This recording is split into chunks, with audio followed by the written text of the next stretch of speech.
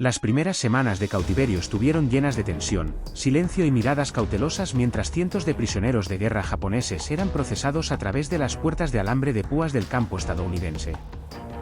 La mayoría llegó con uniformes andrajosos, sudor y suciedad incrustados en la tela tras meses de batalla y rendición. Las largas marchas, el polvo interminable de los caminos de la isla y el calor tropical implacable habían dejado sus cuerpos exhaustos, pero nada los había preparado para la extrañeza que les esperaba en el interior. Tras el registro, los controles médicos y la distribución de suministros básicos, fueron conducidos a un gran edificio de madera con tuberías que corrían por encima. El sitio web los dejó a muchos paralizados. La estructura no se parecía a nada que hubieran visto en el Pacífico. Filas anchas de boquillas sobresalían de los tubos metálicos, cada una con un desagüe debajo. Los guardias estadounidenses, rápidos y eficientes, les indicaron que se desnudaran y se pusieran en fila. Por primera vez, muchos se dieron cuenta de que no solo los estaban reteniendo. Se esperaba que se lavaran. Entre los prisioneros, la confusión se extendió como una onda. Durante la guerra, los soldados japoneses rara vez se bañaban, a menudo de forma improvisada en ríos o mares, y siempre estaba condicionado por la escasez de suministros. El jabón se consideraba un artículo de lujo. Sin embargo, allí, bajo la custodia de su enemigo jurado, estaban siendo conducidos hacia un ritual de purificación organizado. Algunos se aferraban a sus pertenencias como si esperaran una trampa. Otros murmuraban nerviosos sobre el vapor que salía de las tuberías. Recordaban los relatos que sus oficiales habían difundido antes de la rendición, que los estadounidenses eran brutales, que la captura significaba humillación, que los prisioneros serían tratados peor que animales. Ahora, contemplando las relucientes duchas metálicas, se preguntaban si aquello era algún tipo de crueldad oculta. Los guardias, impacientes y vacilantes, ladraron órdenes en inglés y volvieron a gesticular. Zapatos, cinturones, túnicas, todo tuvo que ser retirado. Una a una, manos reacias, botones desabrochados y cuerpos marcados por campañas en la jungla quedaron al descubierto. Los prisioneros se sentían vulnerables, humillados frente a extraños y entre ellos. Aún así, obedecieron, aferrándose a las pastillas de jabón que les metieron en las palmas de las manos. Luego se oyó el silbido del agua. De las tuberías superiores brotaban chorros de líquido limpio, caliente al tacto. El calor repentino sorprendió a los hombres. Por un instante se quedaron paralizados, esperando dolor.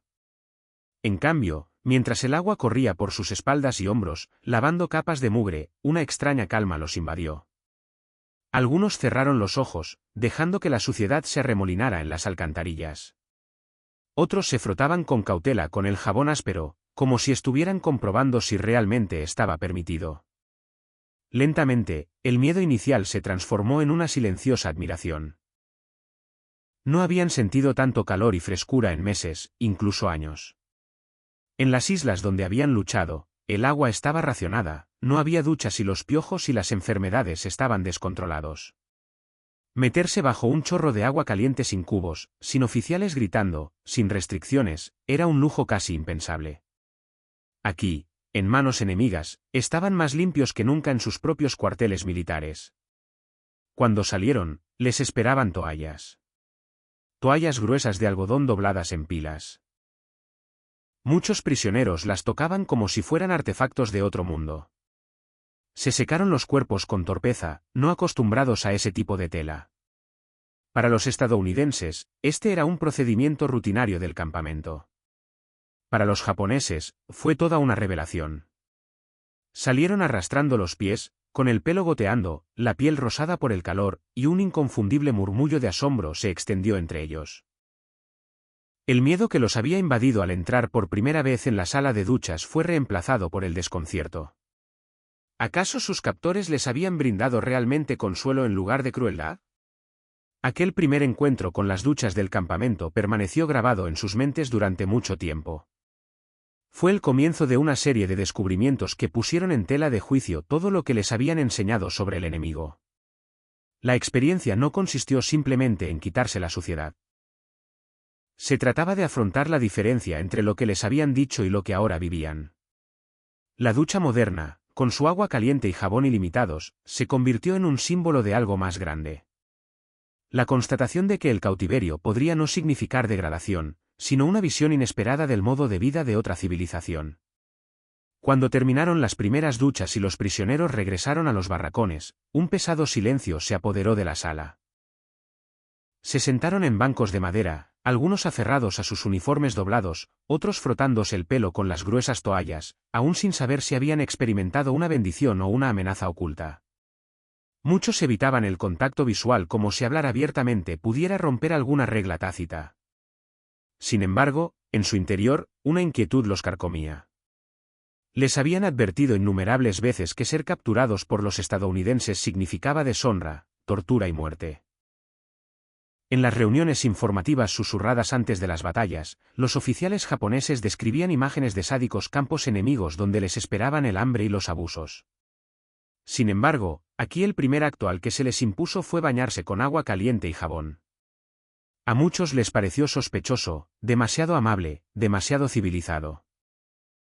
Un prisionero, un antiguo mecánico naval de Yokosuka, recordó cómo los folletos de propaganda aliada mostraban a prisioneros de guerra sonrientes recibiendo comida y descanso. Siempre había desestimado esos documentos como mentiras diseñadas para debilitar la moral japonesa. Ahora, limpio por primera vez en meses, recordó aquellas ilustraciones con un escalofrío. ¿Podría ser que algunas de ellas fueran ciertas? Pero otro pensamiento, más oscuro y aterrador, se coló en su mente. ¿Y si las duchas no estuvieran destinadas a la limpieza en absoluto? Los rumores se propagaron rápidamente, especialmente entre aquellos que tenían recuerdos más vívidos de la propaganda bélica. Algunos susurraban la palabra cámaras de gas, estableciendo comparaciones con vagas historias sobre los alemanes en Europa. Aunque pocos conocían los detalles, la idea de que los estadounidenses pudieran usar las duchas para algún acto de crueldad oculta se extendió rápidamente en voz baja, y los guardias notaron la vacilación. Observaron cómo grupos de prisioneros se detenían en las puertas, con el rostro ensombrecido por la desconfianza.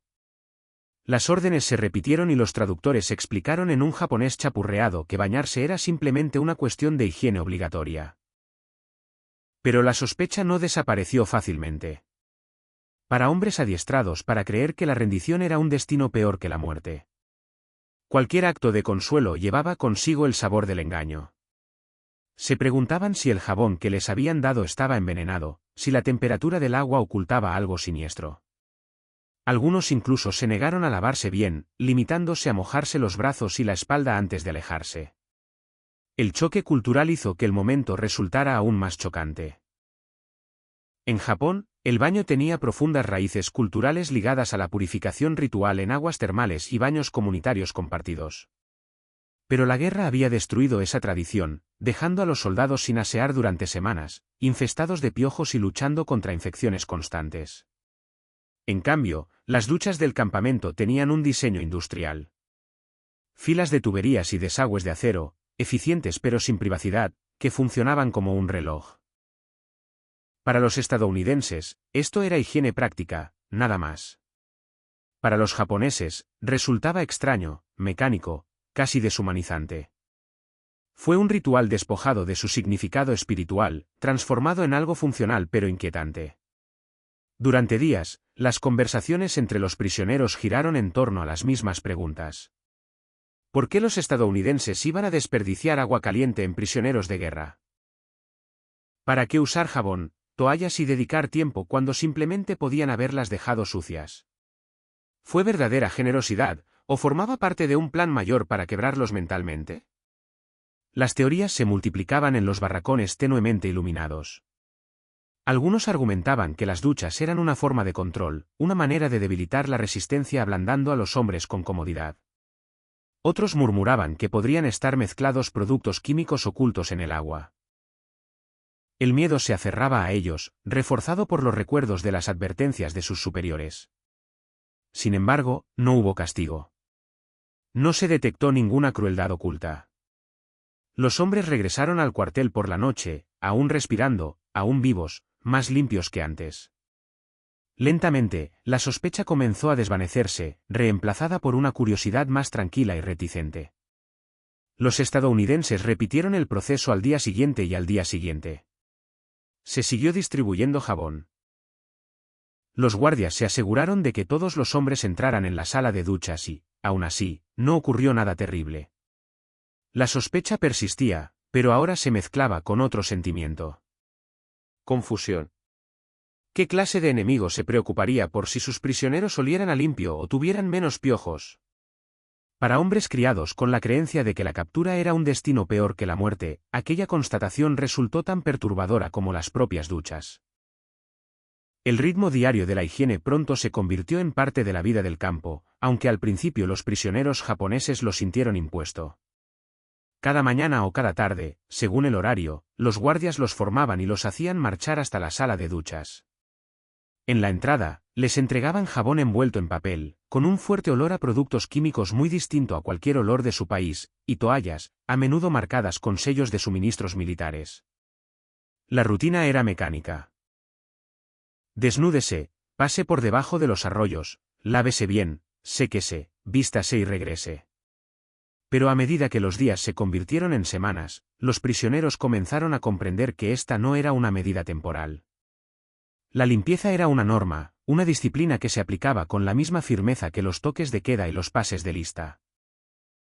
Los estadounidenses explicaron las normas de higiene a través de intérpretes, haciendo gestos para mostrar cómo usar el jabón correctamente e insistiendo en que los hombres debían lavarse no solo los brazos y la cara, sino también los pies, el cabello y los pliegues ocultos del cuerpo. Posteriormente se realizaron controles para detectar piojos, llevados a cabo por personal médico que inspeccionó las costuras de la ropa y la ropa de cama. Se entregó polvo despiojante junto con ropa interior limpia. Por primera vez, muchos soldados japoneses se dieron cuenta de que el enemigo se tomaba la prevención de enfermedades tan en serio como los alimentos o las armas. Para los estadounidenses, la higiene no era un lujo, sino una necesidad para el orden, la salud y la disciplina dentro del campamento. Para los prisioneros, esta rutina conllevaba una extraña mezcla de humillación y fascinación. Por un lado, se les despojaba de su individualidad, se les obligaba a lavarse a la orden como escolares.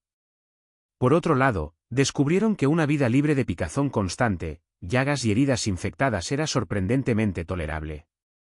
Un cabo que había luchado en el canal de Guadal recordaba semanas en las que su unidad se bañaba solo una vez en arroyos fangosos, mientras que las úlceras tropicales se propagaban entre sus camaradas. Por el contrario, tras apenas unas semanas de duchas forzadas, las llagas en sus piernas comenzaron a cicatrizar y la tos crónica que lo aquejaba desapareció. Fue una mejora silenciosa e innegable, una ironía que le carcomía el orgullo. Las barreras lingüísticas provocaron una confusión interminable al principio. Muchos prisioneros no entendían cuando los guardias les gritaban que se lavaran el pelo o se restregaran los pies, así que hacían lo mínimo indispensable. Cuando intentaban saltarse pasos, se veían obligados a retroceder bajo los chorros, observando con impaciencia hasta que el jabón hacía espuma correctamente. Algunos se resintieron por la interferencia, murmurando que era degradante. Sin embargo, incluso en su resistencia, no pudieron negar los resultados. Sus uniformes, lavados regularmente según los procedimientos del campamento, ya no desprendían el hedor a tela podrida. Las mantas olían ligeramente a detergente en lugar de a sudor y moho. Los barracones, antaño sofocantes por el olor a cuerpos sin lavar, se volvieron más tolerables, incluso para aquellos que nunca lo admitieron en voz alta. Gradualmente, la sensación de sospecha dio paso a la costumbre. Los prisioneros comenzaron a anticipar la rutina, formando fila con menos resistencia. Aprendieron a frotar más a fondo, a secarse con cuidado y a doblar las toallas según las instrucciones. Algunos incluso compararon tipos de jabón, señalando cuáles se enjabonaban mejor o tenían un olor menos fuerte. Era un detalle insignificante, pero para los hombres despojados de libertad, tales comparaciones se convirtieron en una forma de conversación, una manera de llenar las largas horas de ocio. La higiene había pasado de ser una orden a un ritual compartido, algo que los unía silenciosamente. Lo que más impactó a muchos fue darse cuenta de que sus captores esperaban que mantuvieran la dignidad incluso en cautiverio. Obligar a la gente a ducharse y proporcionarles jabón no solo tenía que ver con el control de las enfermedades. Se trataba de imponer un determinado estándar de humanidad. En el ejército japonés, a los soldados se les había enseñado que la comodidad era debilidad, que soportar la suciedad y el dolor era una señal de honor. Ahora, bajo la disciplina de su enemigo, se les demostró que el aseo regular podía ser una parte tan importante de la disciplina como portar un rifle. Este choque de valores los inquietó, pero también sembró las primeras semillas de un respeto reacio por el extraño e implacable orden de sus captores. La primera vez que el agua caliente les cayó sobre los hombros, muchos prisioneros japoneses jadearon, algunos incluso retrocediendo como si se hubieran quemado. Un calor constante y controlado brotaba de las boquillas superiores como nunca antes lo habían experimentado. Para hombres acostumbrados a lavarse de forma improvisada en ríos fríos o en cubos llenos a toda prisa, la sensación era casi lujosa. El vapor ascendía rápidamente, serpenteando por el aire y suavizando la luz intensa de la habitación estilo barracón. El jabón, de olor penetrante y exótico, formaba una espuma espesa sobre su piel, eliminando meses de suciedad. Al principio la frotaron con cautela, luego con más vigor, maravillándose de la forma en que la espuma se adhería y se enjuagaba con facilidad. Para algunos, el momento fue abrumador. Recordaban cómo, durante las largas campañas en la selva, los oficiales les habían advertido que debían conservar hasta la última gota de agua, que la limpieza era secundaria a la supervivencia. En las islas remotas, los baños eran raros. Los soldados se limpiaban con trapos, pues su piel permanecía perpetuamente pegajosa por el sudor, la sal y el polvo. Las escasas ocasiones en que se podía calentar agua en latas o bidones eran consideradas bendiciones excepcionales, compartidas entre docenas de hombres. Aquí, sin embargo, cada prisionero permanecía bajo su propia corriente de aire caliente, como si tal lujo fuera infinito. No se trataba simplemente de bañarse. Fue como sumergirse en otro mundo. Las toallas que se proporcionaron después agravaron el shock. Gruesas y absorbentes, eran muy diferentes de las telas finas que los soldados habían usado en los cuarteles japoneses, donde a menudo los hombres tenían que compartir trapos. Los prisioneros se presionaban las toallas contra la cara, inhalando el leve olor químico del detergente. Su piel se sentía renovada, los poros abiertos, y la pegajosa película tropical finalmente había desaparecido. Fue algo más que un alivio físico. Despertó emociones que habían reprimido durante mucho tiempo. Algunos recordaban los baños familiares en casa, recuerdos de sus madres preparando agua caliente en bañeras antes de que la guerra consumiera sus vidas. Otros pensaban en ecos públicos, patéticos y ahora lejanos, de un pasado civil. Las duchas del campamento reavivaron aquellas sensaciones, pero ahora enmarcadas por la extrañeza del cautiverio. Los estadounidenses trataron la rutina sin sentimentalismos, repartiendo jabón y toallas con la misma eficiencia implacable que las raciones. Para ellos, era cuestión de procedimiento, prevención de enfermedades, gestión de la moral, orden. Sin embargo, para los prisioneros, se convirtió en una revelación silenciosa. La ironía era amarga. Habían esperado crueldad, pero aquí encontraron un consuelo mayor del que habían conocido, incluso entre sus propias fuerzas. Algunos sintieron vergüenza, creyendo que tal indulgencia los debilitaba. Otros lo acogieron en silencio, agradecidos por un momento que les permitió a sus cuerpos doloridos sentirse humanos de nuevo. Con el tiempo, las duchas transformaron su existencia diaria, en lugar de rascarse los piojos o ignorar las llagas supurantes. Aprendieron que el agua caliente aliviaba el dolor y aceleraba la curación. Su cabello, antes grasiento y enmarañado, se volvió suave y más fácil de peinar. El olor a sudor que se había impregnado en sus uniformes disminuyó, reemplazado por el leve aroma penetrante del jabón desinfectante. Incluso el aire de los barracones se volvió más ligero, menos sofocante, ya que los baños regulares redujeron los olores de tantos cuerpos viviendo en confinamiento. Los prisioneros comenzaron a notar estos cambios con asombro, reconociendo en silencio que estaban más sanos que durante el combate. La paradoja les atormentaba la mente. ¿Cómo podía el enemigo, al que les habían enseñado a despreciar, brindarles la atención que su propio ejército les había negado? Las duchas no solo tenían que ver con la limpieza. Eran la prueba de un sistema tan organizado y con recursos tan abundantes que podía brindar comodidad incluso a los cautivos. De pie bajo los chorros de agua caliente, no pudieron evitar sentir a la vez envidia e inquietud. Fue un recordatorio de lo diferente que era este mundo del que habían dejado atrás, y de lo mucho que Japón se había quedado atrás en ofrecer una dignidad tan básica a sus propios soldados. Por la noche, Cuando los barracones se oscurecían y las largas filas de prisioneros yacían en sus camas, las conversaciones a menudo volvían a centrarse en comparaciones con sus vidas anteriores en el ejército imperial. El tema no eran las armas, ni las batallas, sino el extraño descubrimiento de la higiene. Hombres que habían marchado a través de Birmania, que habían luchado en las selvas de Filipinas, ahora susurraban sobre jabón, toallas y el impacto del agua caliente.